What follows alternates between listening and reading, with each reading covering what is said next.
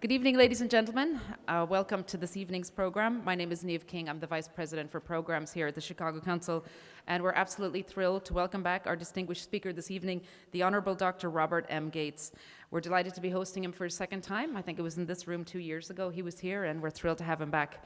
Secretary Gates has a new book out that's available for sale and signing after the program from the bookseller. It's called A Passion for Leadership, Lessons on Change, Reform, and Reform from 50 Years of Public Service.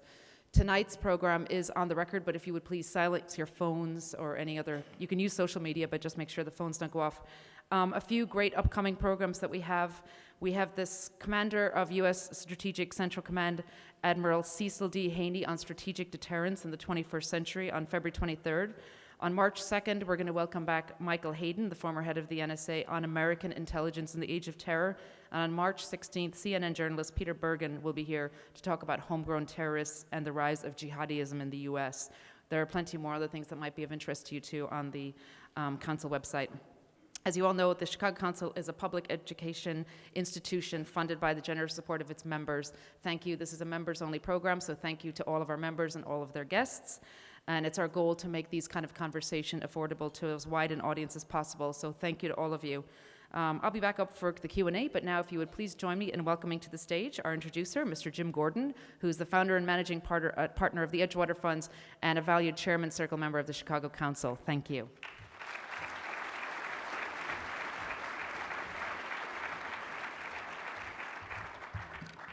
Thank you, Niamh. And good evening, ladies and gentlemen. On behalf of the Council of Global Affairs, I'm thrilled to welcome the Honorable Dr. Robert M. Gates to our platform, and especially delighted that we have the opportunity to host him a second time. We always look forward to hearing from a distinguished public servant, let alone someone who has served 8 presidents, from both political parties, I might add, and headed a number of our nation's most important institutions. But with the Iowa caucuses just around the corner and the presidential election taking over the national conversation, it is particularly appropriate that we have Dr. Gates here to discuss the nature of leadership, which is, of course, the topic of his new book. Over his long career, Dr. Gates has led monumental organizations, from the CIA to the Defense Department, and most recently, the Boy Scouts of America. And at all of these large and bureaucratic institutions with very rich traditions, from the CIA to the Defense Department, he has been visionary and transformational in change.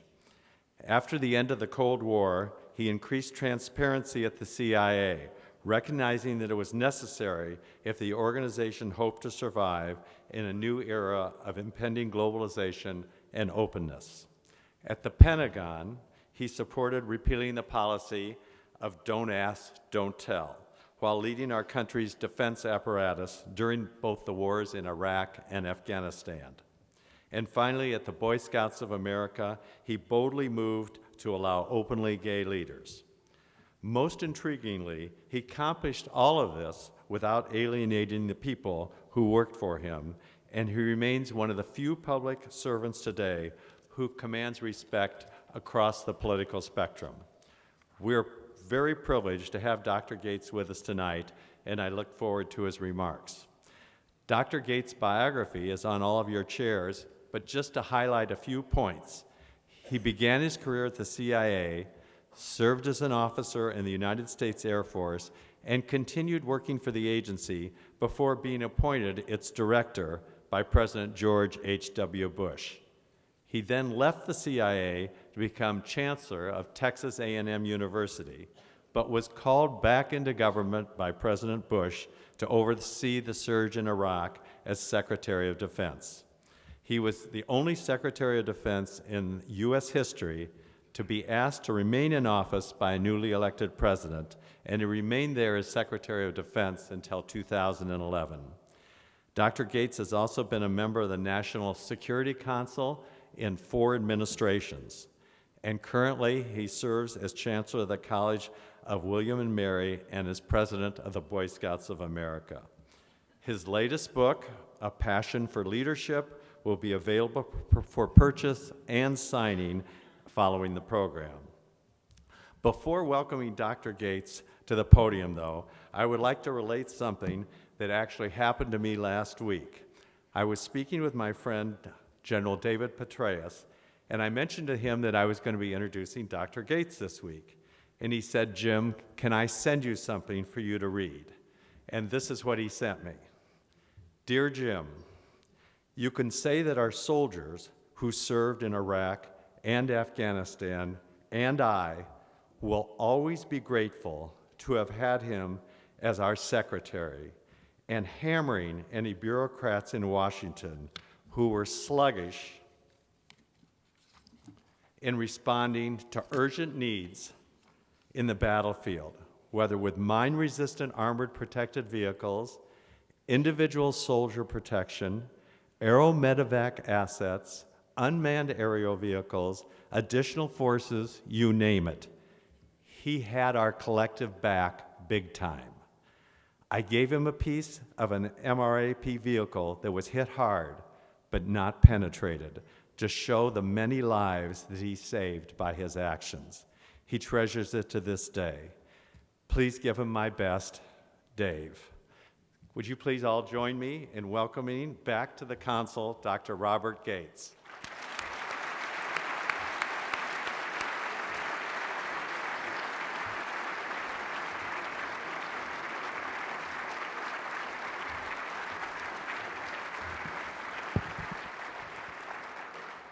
Thank you, Jim, for that kind introduction, and thank you all for coming out for this occasion. 2 years ago when I was here, I had a broken neck. Today, I'm recovering from a cold. I may have to keep writing books to finally get to a book tour where I'm completely healthy. Well, it's a pleasure to be with you tonight. It's especially a pleasure because I flew in last night from Washington, D.C., which, as you know, is completely paralyzed by a blizzard, just like before the blizzard. In fact, everything in Washington is frozen except Iranian assets.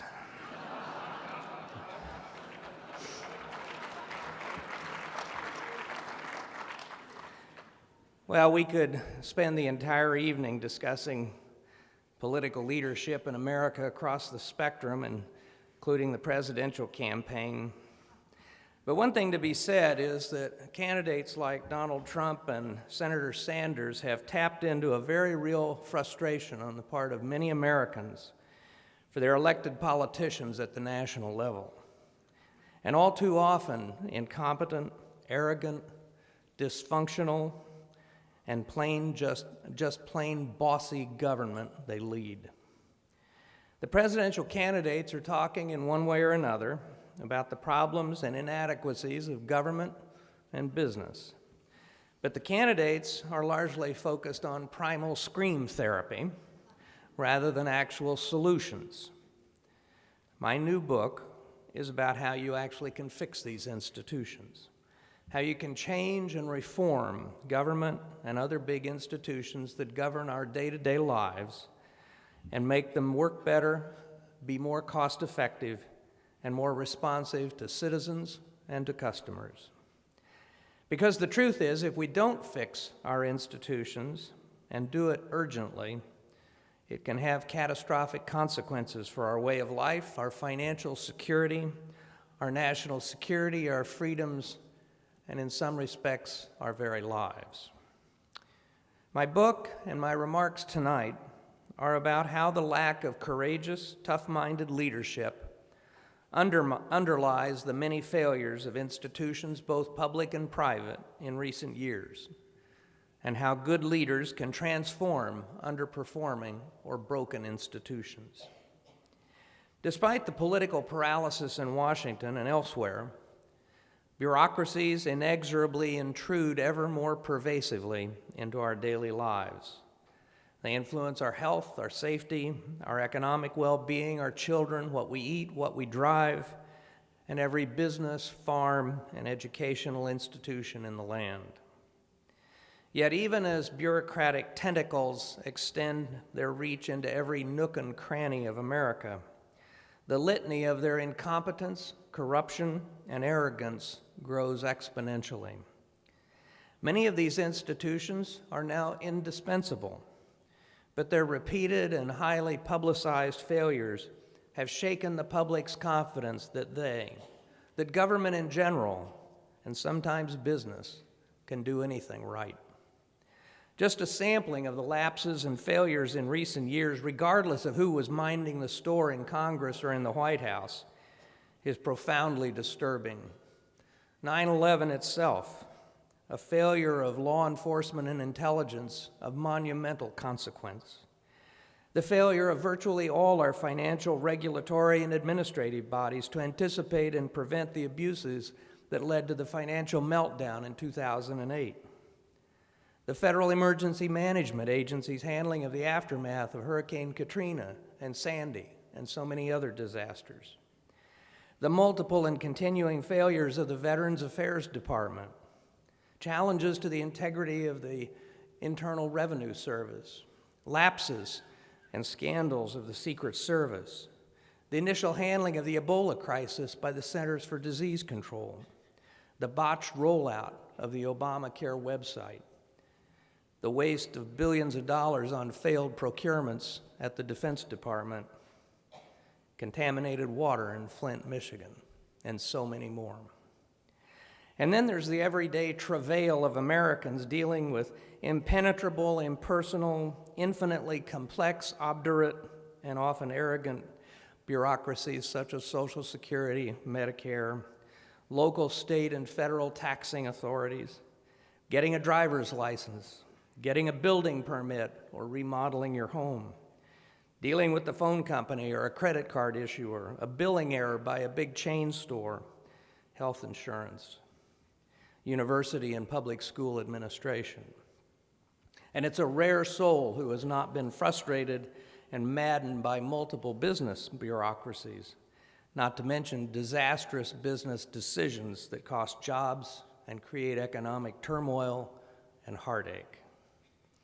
Hardly a day passes in the life of any American without having to battle one or another bureaucracy. It doesn't need to be this way. I believe institutions, bureaucracies, large and small, can be fixed, changed and made more cost-effective and user-friendly, efficient and responsive, and shaped to meet new problems and challenges. I know because with the help of some great colleagues, I did it at 3 very different institutions I led.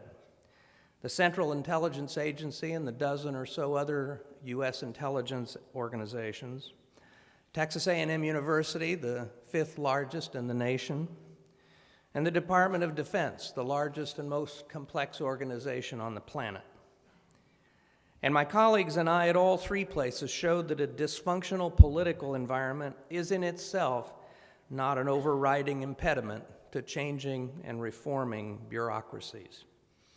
After all, there wasn't a hell of a lot of reform going on in the federal bureaucracy before political paralysis set in. You may ask how the lessons I learned in those 3 institutions are applicable for leaders in local and state government, other parts of the federal government, education, business, nonprofits, for organizations of every kind. But consider this. In external appearance, people are infinitely diverse. Yet beneath the skin, our anatomy and the way the body works are pretty much the same. So it is with bureaucracies. Each shares a lot of DNA with its kin, even distant cousins. And despite the vast variety of bureaucracies in both the public and private sectors, their cultures, organizational structures, and both internal and outside influences on their operations and behavior are remarkably similar. And thus, the strategies and techniques for changing them, for reforming them, are remarkably similar. In truth, virtually every bureaucracy needs to reform, to modernize, to get rid of paralyzing procedural and operational barnacles that have accumulated over time, reduce waste and become more efficient, effective, and user-friendly. Reform is not a luxury, but a necessity. With skilled leadership, things can be made to work so much better. By showing that things can change, can be made better, I hope in some small but significant way to convince Americans that the institutions that too often fail us can be reformed, and to show that leaders at all levels can make that change come to pass.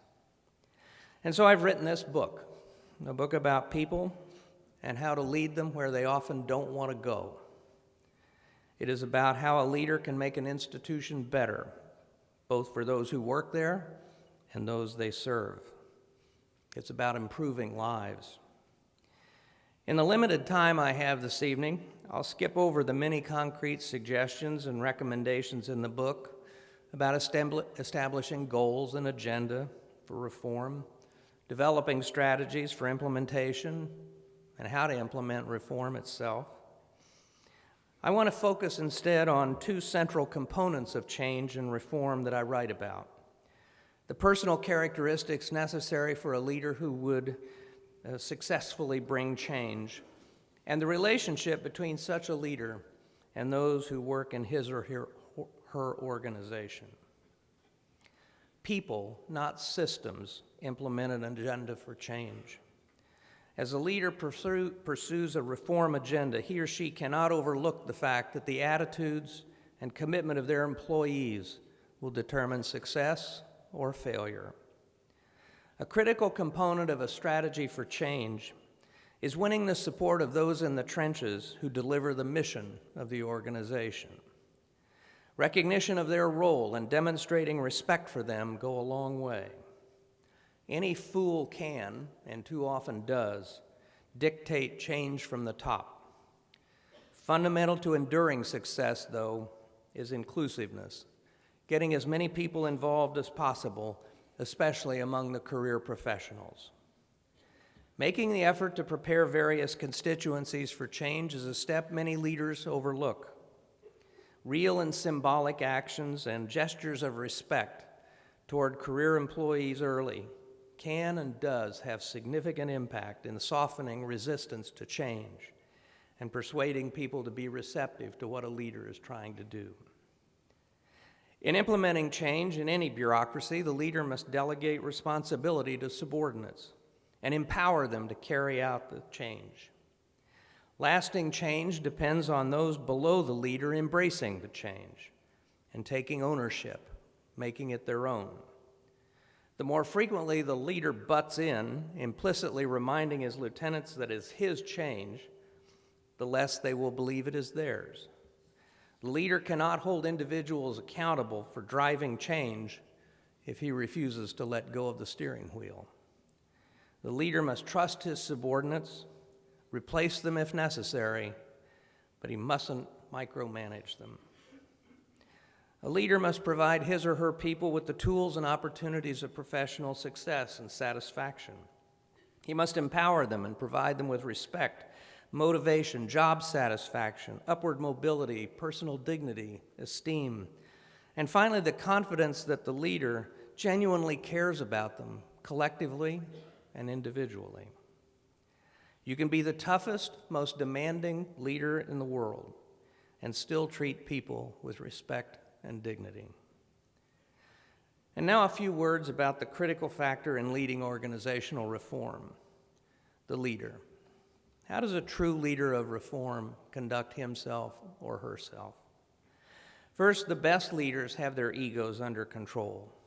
They empower subordinates who are given the lion's share of credit and accolades when success comes. A reform leader's primary goal should be to get the job done, not personal glorification or self-satisfaction.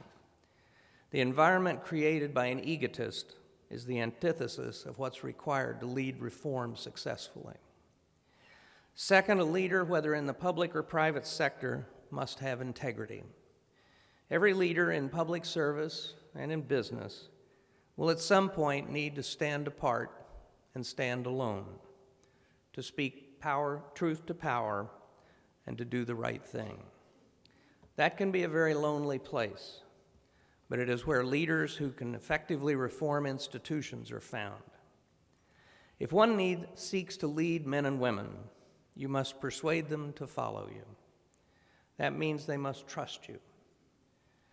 A leader's actions must match his words. Integrity in action becomes moral authority, and it is moral authority that moves people to follow someone even at personal risk or sacrifice. Third, self-discipline is central to being an effective leader, especially a reform leader. It requires a lot of self-control. Silence and restraint are essential if undervalued tools of leadership. Temper tantrums, desk pounding, yelling by a leader are an embarrassment and a waste of time and energy.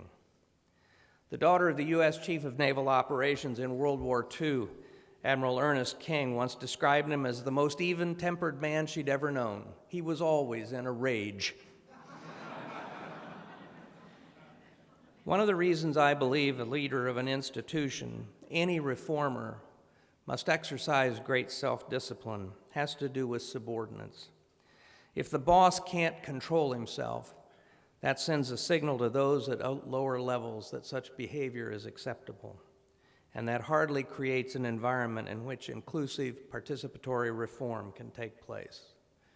It sounds old-fashioned, but the leader of an institution needs to be a role model. Fourth, courage is not a word that automatically pops into mind when thinking about bureaucracies.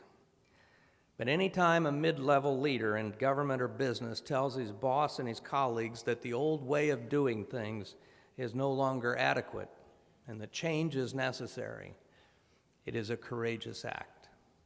Even when the man or woman in charge takes a stand that most people at least initially oppose, it requires courage. Fifth, another key aspect of successfully reforming institutions, public or private, is taking the work seriously, but never yourself. Never underestimate the extraordinary power of humor. Dwight D. Eisenhower wrote his son in 1943, and I quote, "The one quality that can be developed by studious reflection and practice is the leadership of men. The idea is to get people working together because they instinctively want to do it for you. Essentially, you must be devoted to duty, sincere, fair, and cheerful." Devotion to duty, sincerity, fairness, good cheer, these are not qualities taught in school. Formal education can make someone a good manager, but it cannot make a leader. Because leadership is more about the heart than the head. How does any organization teach courage, integrity, a love of people, a sense of humor, the ability to dream of a better future? How can any training program inculcate personal character and honor? Core to leadership is the ability to relate to people, to empathize, understand, inspire, and motivate. If you fundamentally don't like or respect most people, or if you think you're superior to others, chances are you won't be much of a leader, at least in a democracy like ours. Just because you're high on the organizational ladder and can tell people what to do does not make you a leader, just a boss. I'll conclude with a few words specifically addressed to public service. The columnist Walter Lippmann wrote long ago, "Those in high places are more than the administrators of government bureaus. They are more than the writers of laws. They are the custodians of a nation's ideals, of the beliefs it cherishes, of the permanent hopes of the faith which makes a nation out of a mere aggregation of individuals." If you scratch deeply enough, you will find that most of those in public service, the custodians, no matter how outwardly tough or jaded, are in their heart of hearts romantics, idealists, optimists. They actually believe that it is possible to make the lives of their fellow citizens better and the world a safer place. But an important part of what makes America unique is that our nation's ideals and hopes and faith are manifested not only in individuals, but in our institutions. Accordingly, we can only bring our ideals alive, fulfill our hopes, and strengthen our faith as a country by improving the institutions that are the instruments through which we can achieve these goals. The question is whether new leaders, new agents of change, are up to the challenge. President Harry Truman once said, "Every great achievement is the story of a flaming heart." The task of reforming institutions is a difficult one. A leader's heart must be on fire with the belief in what he seeks to do. Changing institutions is a battle and must be undertaken with courage and strength and conviction. The leader must believe in it before he or she can persuade others to believe in it.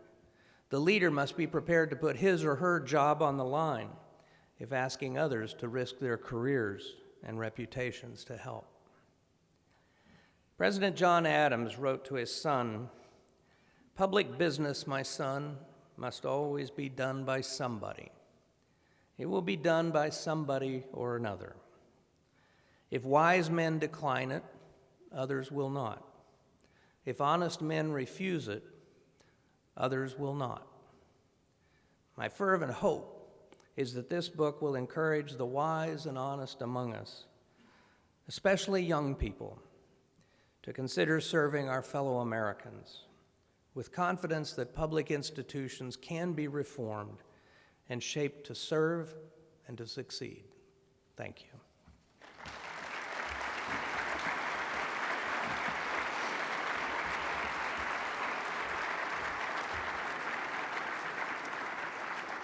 Thank you very much, Secretary Gates. Now we'd like to go out to you in the audience for your questions. I'd just like to mention a few groups we have here tonight. We've got a student group from the University of Chicago Lab School and two veterans groups, the Road Home program at Rush University Medical Center and the William Blair Veterans Affinity Group. Thank you for participating. So we'll open it up to you. You know the rules. Please wait, raise your arm, wait for the mic, and make sure it's a question. Thank you. Why don't we start with this lady right over here, please? Thank you. There's been much made about the impact that big money has had in politics, and I'd like your thoughts as to whether that's a good or bad thing. You know, it's an interesting thing. I've been asked a number of times on this book tour whether I'd ever considered running for office. And I said no, because I think those who run for office have a missing gene. I'm very comfortable going out and asking people for money for Texas A&M or for William and Mary or for the Boy Scouts, but there is no way I could possibly go out and ask people for money for myself. And I think that the need for big money has distorted our system, but in ways that are different than you may have considered. The need to go back home to raise money to run for re-election, especially among members of the House, has led to a change in the way the House does business so that it has gone to 3-day work weeks. One of the consequences of this is that the members of Congress no longer know their colleagues. They are no longer friends. When I first went to Washington 50 years ago, members of the Congress across the aisle would argue all day long on policy and then go out to dinner with their friends, or they would play golf together on the weekend. But nobody stays in Washington for the weekend any longer. Their families don't get to know each other. When your families know each other, when you're at each other's homes, it makes it pretty hard to go on the floor of the House and demonize somebody. But they all go home to raise money. So I'm as concerned about the continuing need to raise money and the cost of our campaigns as I am about big donors. Because the truth of the matter is, for me, and maybe I've got it wrong, but I remember I was very concerned 20 years ago or so when retired general officers began endorsing presidential candidates. And I just thought that was inappropriate. But now every candidate gets a list of retired senior military officers who are their supporters, so I kind of think they cancel each other out. So when you've got a bunch of billionaires on the Republican side and you got a bunch of billionaires on the Democratic side, maybe they cancel each other out at the end of the day. I don't know, but I do know that that money has distorted the way we do politics in this country, and it has had a direct and profound effect, I think, on contributing to the paralysis that we see in Washington. Thank you. Next question, please. Yes, the gentleman right there, please. Dr. Gates, you've been a great public servant, so my question is, how do we attract the best and the brightest to come and do public service? And most of our bright kids do not go into public service anymore. Well, first of all, I think that, as I look around the world, intelligence officers are sort of innately pessimists. There's an old saying that when an intelligence officer smells the flowers, he looks around for the coffin. But one of the things that makes me an optimist for this country is the exposure that I had to students at Texas A&M, to our young people the same age in the military and in the Boy Scouts. These are amazing young people, both young men and women. And the truth is, in their teens, and particularly in college, it's amazing how engaged in voluntarism most of them are on their college campuses or in their community. To an extent totally unknown when I was in college. And the truth is, there are some very successful, prospering schools of government and public service all over the country. You have the Maxwell School at Syracuse. I'm sure you've got a great school here at the University of Chicago and Northwestern. Texas A&M, University of Texas, all have great schools.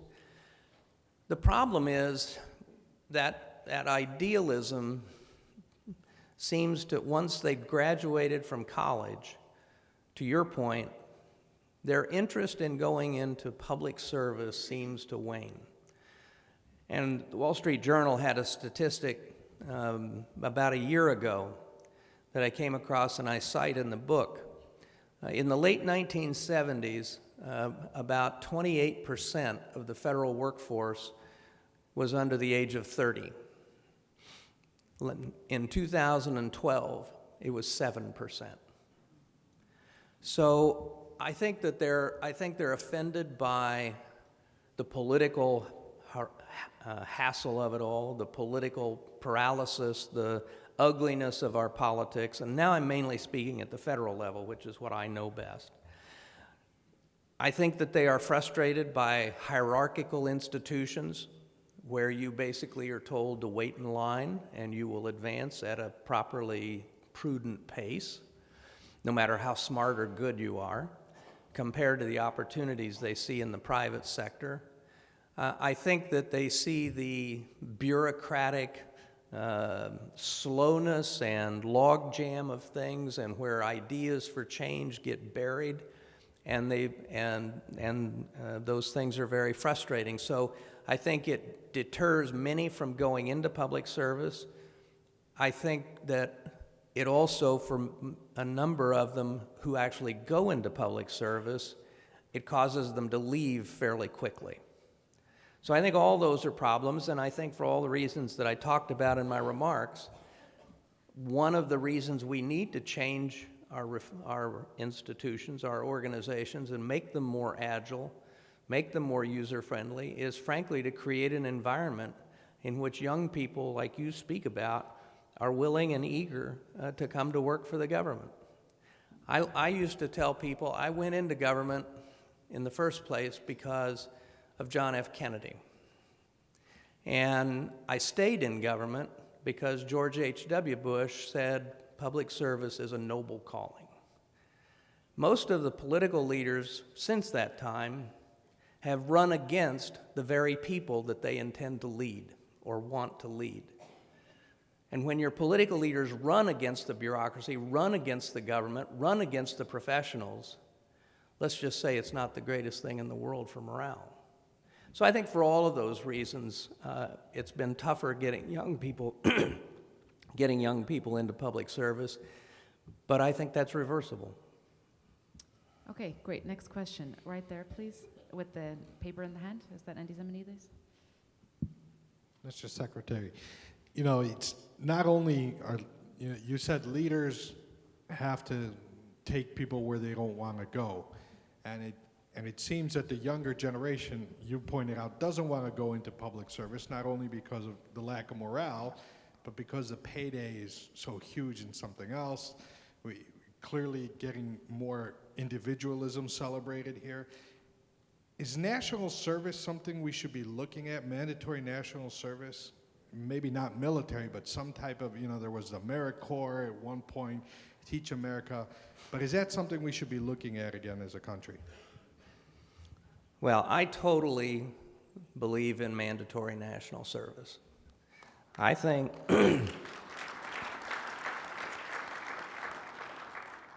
I think young people are growing up in a country with a sense of entitlement that all the freedoms and the security they enjoy in terms of against violence and foreign threats and so on is just a given in their lives. But I also think it ought to extend across a very wide range of activities. I live in the Pacific Northwest, and I can't tell you how many trails and parks and so on where the roads and it's all was built by the Civilian Conservation Corps in the 1930s. And so whether it's working in the national parks or in a hospital or tutoring in a rural or poor urban neighborhood or 100 other activities, including the military, between certain ages, everybody ought to have to render some kind of service. And if you're not in the military, maybe it's just 1 year, but it's the fact that you do have an obligation. One of the things that sticks in my craw is that I hear everybody all the time talking about their rights as a citizen, and I never hear anybody talk about their obligations as a citizen.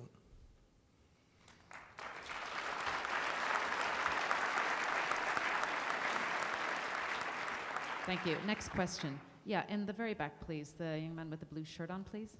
In the last row.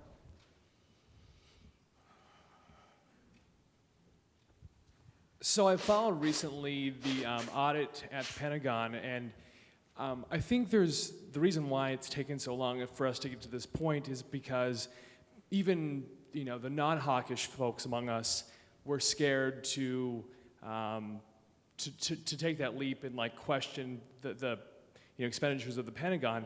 How can we going forward take a look at the expenditures at the Pentagon more closely without making people concerned that our troops aren't going to be taken care of? Well, first of all, you're absolutely right. The Defense Department cannot stand or cannot properly do a gap analysis audit. But believe me, we know where the money goes. And the Congress knows where the money goes. The problem is a lack of courageous leadership to take the steps that are necessary. It's not an audit that's the problem, or knowing where the money is. It's having the courage to make the changes that are required. So, in April 2009, let me provide a little background. Most of my predecessors, if they were lucky, were able to cut 1 or 2 major procurement programs while they were secretary. My favorite example is Dick Cheney, who was secretary under the first President Bush. Cheney cut 2 programs. And let's just say for purposes tonight, the first was the A-12 fighter, which he cut in 1991. The litigation on that cut ended 2 years ago. The second program he cut was the Marine Corps' Osprey. Well, guess what? The Osprey's still flying. In April of 2009, I announced I was cutting 36 programs with a total, had they been built to completion, a total cost to the taxpayers of roughly $330 billion. I cut the presidential helicopter. It had risen. I went in to see President Obama. I said, I have some good news and I have some bad news. We have a new presidential helicopter for you. You don't have to stoop over when you get in it, and it's got a galley that can cook you a meal in the middle of a nuclear war.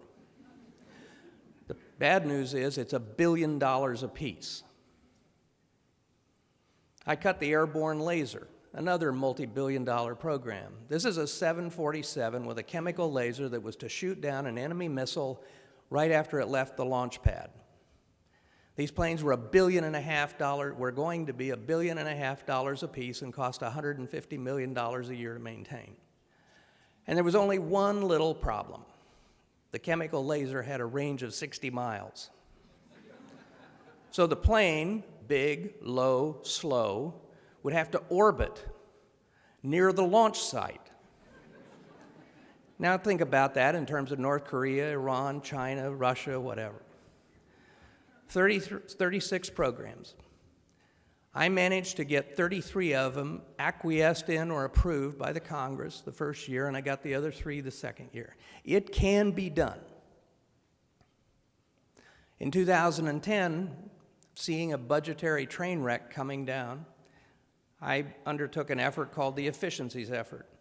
And in 5 months and about 60 meetings, we found $180 billion in overhead to cut. So it's not new acquisition reform legislation. It's not gap auditing. It's leadership. And it's the willingness to make those decisions and then the political smarts to figure out how to make them stick. Next question, thank you. The gentleman right there, please. Dr. Gates, this will be your easiest question of the evening. So who should I vote for?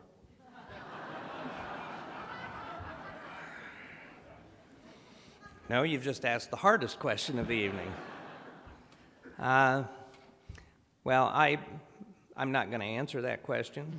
I would tell you that I did an op-ed for the Washington Post in December titled "The President We Need in 2016," where I listed the qualities that I felt we really needed in a president that we're going to elect this fall.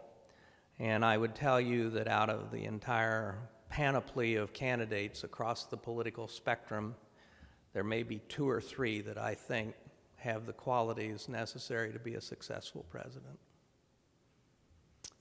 Okay, next question, a short one. In the back there, please, the gentleman in the blue shirt. Yeah, thanks. Hi, I was wondering if you thought too many people were entering public office, not for the sake of helping others, but for the sake of prestige. And I was wondering if there was a way that we could separate the people who go into public office for the sake of glamour and from the people who actually give a damn. I think most of the people who go into public office, and particularly elective office, when they first go, are in fact idealistic and think they can make a difference and hope that they can help people. But the longer they stay, the more captured they get by the position and the power. And one of the consequences is that I think too many members of the Congress are there because they can't imagine any other life for themselves. This is something I think the founders never anticipated. The founders' idea, in my belief, and now I'm talking about the Congress, was that people would be successful in business or law or farming or whatever profession, medicine, and then as a sacrifice, do a few tours, do a few terms in Congress, and then return home. Now we have members of Congress who have never done anything but politics, and many of them who from a young age have never done anything except be an elected representative or senator. And so, first of all, for many of them, they don't go home when they leave office. They go to K Street. Peoria is no longer home. Washington, D.C. is home.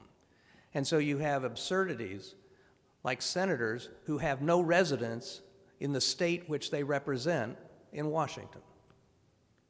This is not what the founders had in mind, in my belief. And they become accustomed to the prestige, the staff, the deference, the perks, and so on. So I think this comes with time. And I think it's a tragedy. I will share a personal anecdote with you. When I first met with President Obama in our secret meeting in the firehouse at Reagan Airport after the election, at the end of the conversation, I said, "Okay, how long is this going to go?" And then I went ahead and I said, "I think about a year." And as I like to put it since then, I put a period on that sentence and he put a comma. And I ended up serving him 2.5 years. So I served 4.5 years as secretary. Only 4 of my predecessors served longer. And I was at war in 2 wars. Every single day I was there. And I was spent, and he and I kept negotiating when I would leave. And he made it very clear he wanted me to stay at least until the end of the first term, and maybe the whole time. And I just told him I can't do that. I'm spent. And so we finally agreed that he finally let me decide that I would leave on June 30th. And I will just tell you that more than one person came up to me after this was announced and said, "How can you voluntarily leave all that power? And the planes and the thises and the that's and so on." And I just looked at him. I said, "You have lost your mind." And and we need more public officials who are willing to go home again. Thank you.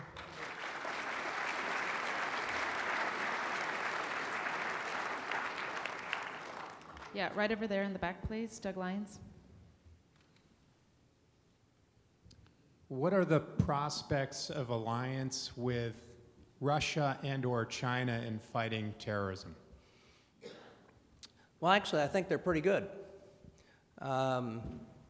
because they are both very worried about terrorism. Russia knows it has a big problem with Islamic militancy and extremism in the Caucasus and in southern Russia. China's deeply worried about the terrorist threat from its western provinces and the Uyghurs and others. So both of these countries, in their own self-interest, have a great interest in working against ISIS and Al-Qaeda and other terrorist organizations. So I think they're already, I've been out of government for 4.5 years, longer than ISIS has been around, but I would be willing to wager a fair amount. There's already a pretty robust exchange of intelligence, at least between law enforcement and security organizations between these countries, and my suspicion is that, or my expectation is that there will be more, with everybody acting out of self-interest. Thank you. Next question. We just need to keep Putin from doing terrorism of his own.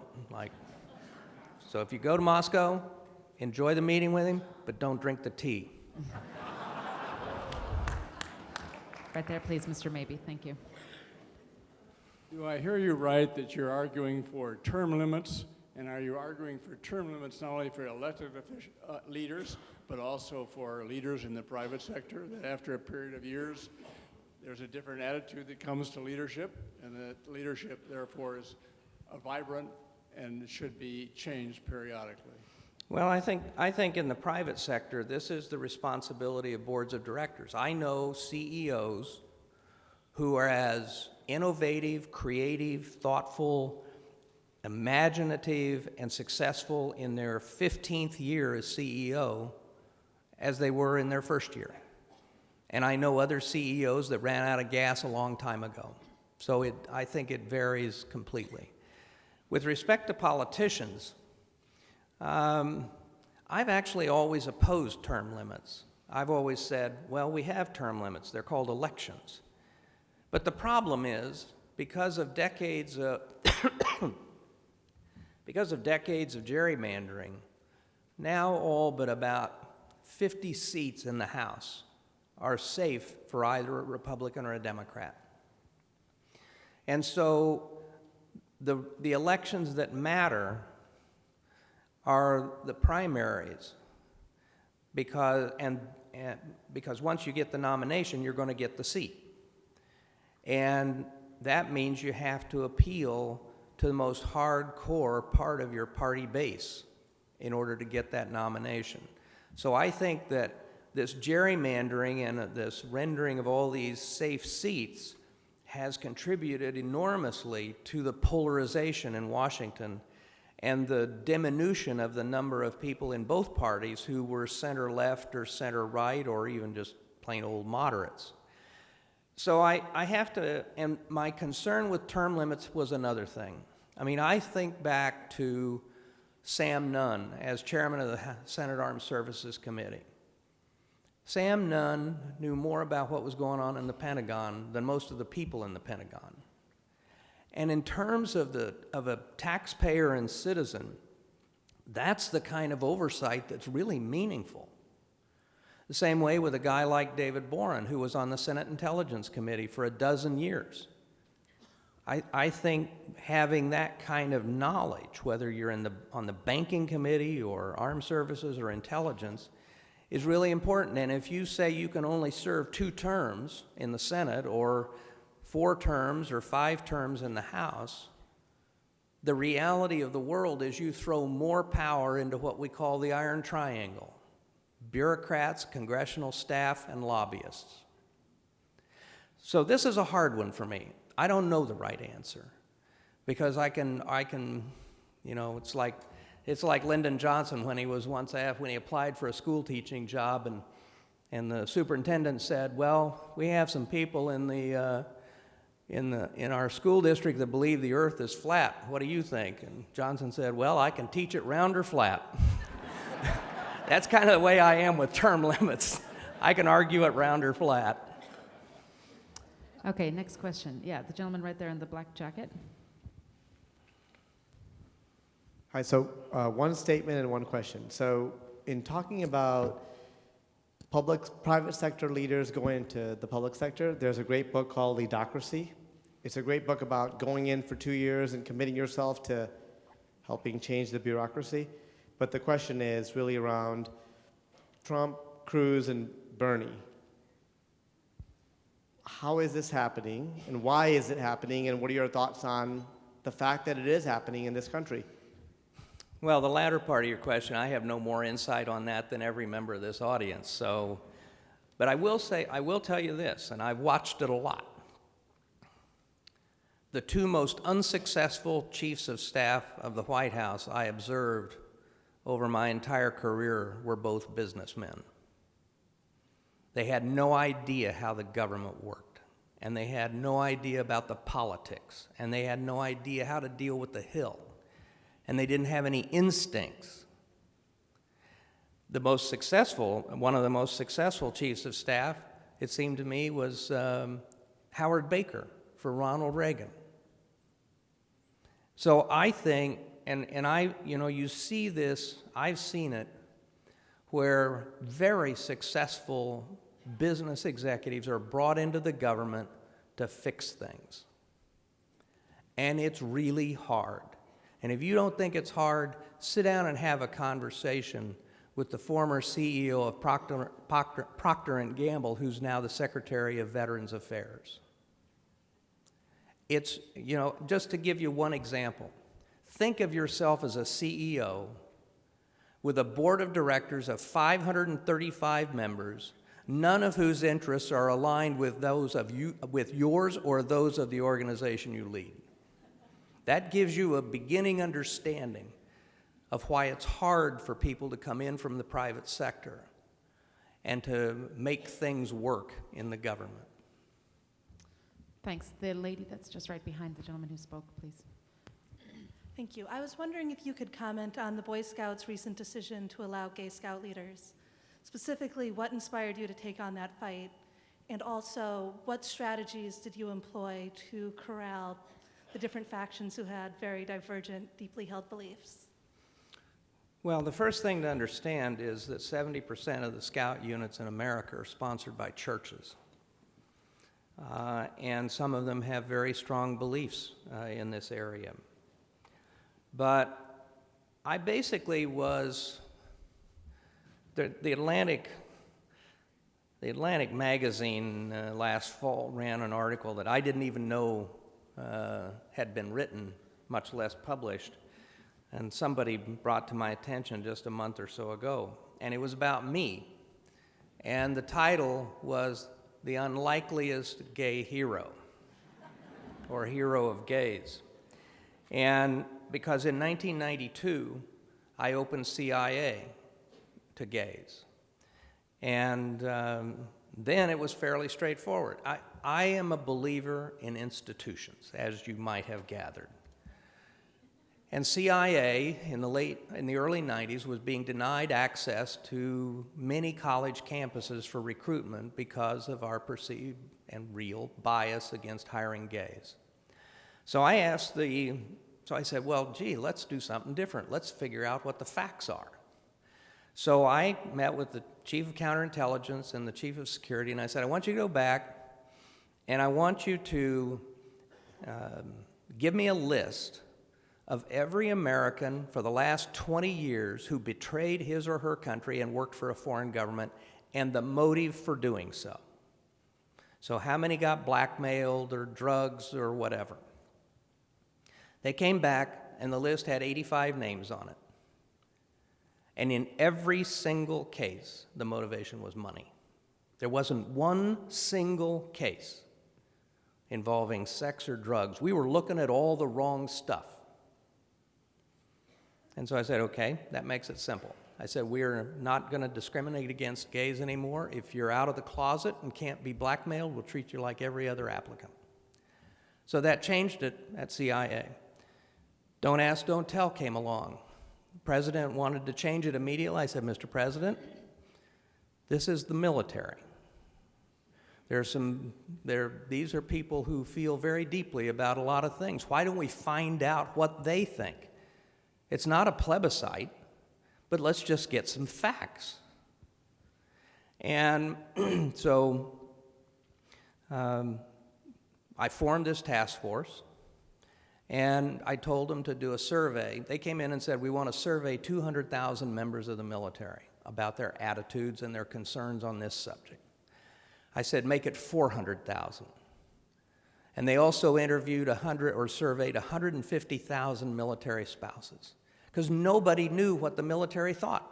It was all anecdotal. And lo and behold, we get the results. And 2/3 of people in the military said it isn't going to make any difference or it'll make us better. And it was powerful. And it also provided us a guide of what kind of changes in policies and what kind of things we needed to do to make sure that it would work.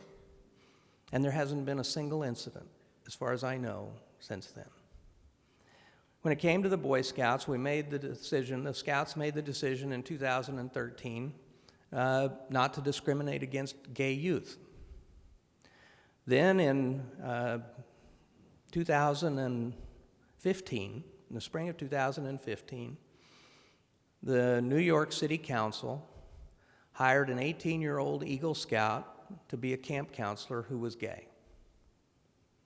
and he was prepared to defend his right to be a camp counselor. And it quickly became clear that the Attorney General of New York was taking an interest in the case, and it was in an area where we had no defense because it was on employment. And there are like 26 states that ban discrimination based on orientation in employment. So we were facing the prospect of simultaneous litigation in potentially 24 states in an area where we were almost certain to lose. So then we would confront the reality that we were willing to admit gay youth and we were willing to hire gay professionals, but we couldn't have gay volunteers. And as I said to the Scouts in May of 2015 last year, that's unsustainable. And so over the course of 2 months, and with a policy or with a policy change that acknowledged that churches have the right, under their First Amendment rights, to choose leaders of their own faith and beliefs, within a period of 2 months, we had a very broad agreement on the need to change the policy. And the National Executive Board, which is 75 people, voted about 80% to 20% to change the policy. We've kept the churches on board because of their First Amendment rights. And I will tell you that in the last few months, we have potentially seen a turnaround in membership for the Boy Scouts, the scouting movement, for the first time in decades. We're being admitted back into schools where we have been excluded for recruitment for a long time. And the numbers in a lot of different places all over the country seem to be turning up. So my hope is that we have gotten through this and we're now on a path that will lead to what I believe is important for the country, which is a strengthening of scouting, which I believe is very important in teaching leadership to boys and young men, and as well as character and values. Thank you.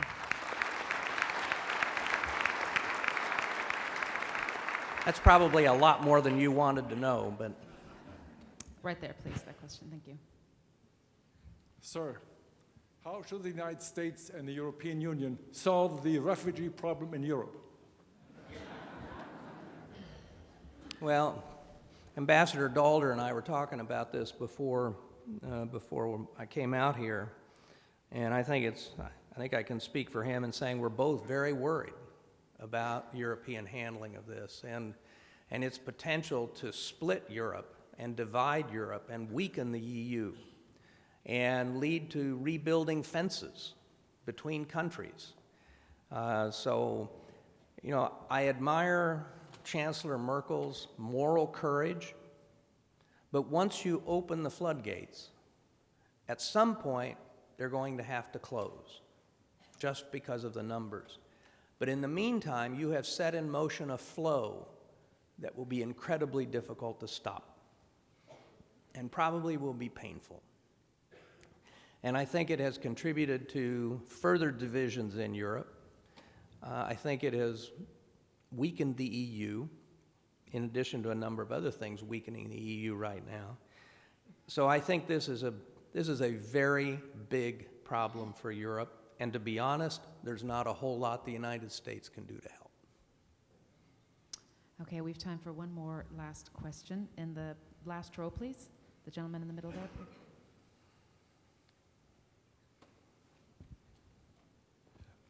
When it comes to the U.S.-led coalition in fighting ISIL, given your experience, what would be your ideal for the dynamic of that coalition? So outside of the United States, what voices of countries in that coalition do you feel should be most prominent?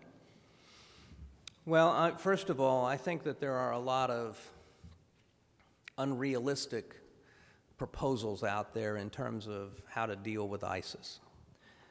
I think that those who argue that we ought to put 10,000 or more U.S. troops in, leaving aside the domestic question that that raises in terms of support in Congress and among the American people. The notion that a Shia-dominated, Iranian-influenced government in Baghdad would allow 10,000 U.S. soldiers to come back into Iraq, I think is wholly unrealistic. It's not going to happen. And I mean, they're quarreling over helicopters and over an additional 150 or so special operators. So I think that's one option that just is not in the cards. Similarly, we often hear people say, well, we need a coalition. The boots on the ground need to be Arab and Sunni. Right. The Iraqis, if I may repeat, a Shia-dominated, Iranian-influenced government in Baghdad, welcoming foot soldiers from Sunni countries in the Gulf to come into Iraq to help Sunnis is not going to happen.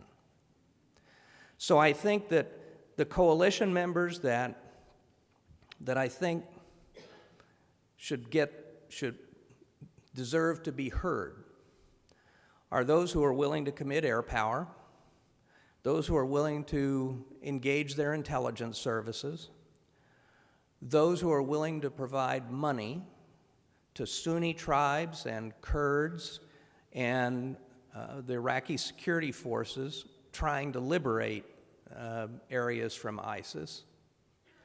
In other words, the people who ought to have the loudest voice are the people who do the most. And right now, we hear a lot of rhetoric, but with a few exceptions, there aren't very many people doing very much to help us. Ladies and gentlemen, please join me in thanking Secretary Gates for his comments today.